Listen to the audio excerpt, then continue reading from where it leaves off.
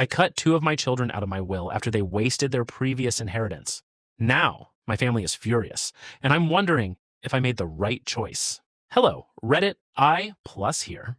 I, 62M, recently removed two of my children from my will after watching them burn through the inheritance their late mother left them. Now my family is falling apart, relatives are taking sides, and I'm wondering if there's any way to salvage what's left of these relationships. For context, my ex-wife passed away 5 years ago after a long battle with cancer. We had 5 children together.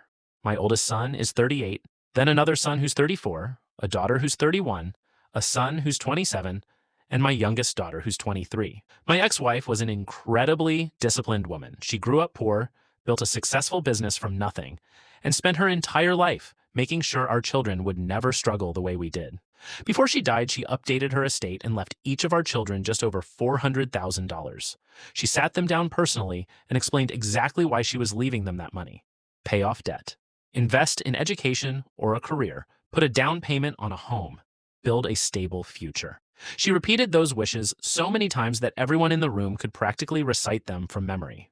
3 of our children took her words seriously. My oldest bought a modest house, started a small company, and now employs 8 people. My second son finished graduate school and invested the rest. My youngest daughter paid off her student loans and bought a condo. Then there were the other 2. My 31-year-old daughter treated the inheritance like she'd won the lottery. Within months, she quit her job, started posting travel content online, and spent the next 3 years hopping between luxury resorts, private villas, and expensive restaurants. Every holiday, she flooded social media with photos of herself drinking champagne on beaches while claiming she was living her truth. I bit my tongue at first. It was her money. But every time I saw another photo of her sitting in a 5-star hotel, I could practically hear her mother's voice telling her not to waste it. Then there was my 27-year-old son. His situation was far worse. The money disappeared into drugs, gambling, nightlife, and a revolving door of toxic relationships. He bought sports cars he couldn't maintain. He loaned huge amounts of money to friends who vanished.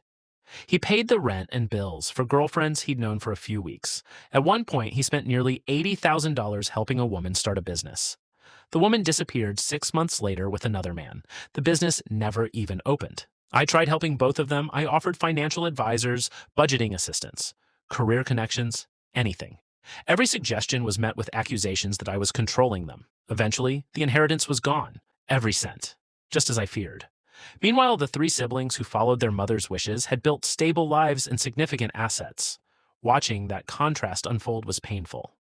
A few months ago, I met with my attorney to update my own estate plan. I have accumulated a substantial amount of wealth over my lifetime.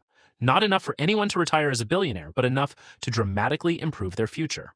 After a lot of thought, I decided the 2 children who squandered their inheritance would no longer receive direct distributions from my estate. Instead, their shares would be placed into trusts managed by independent trustees. Funds could only be used for housing, education, medical expenses, or retirement planning.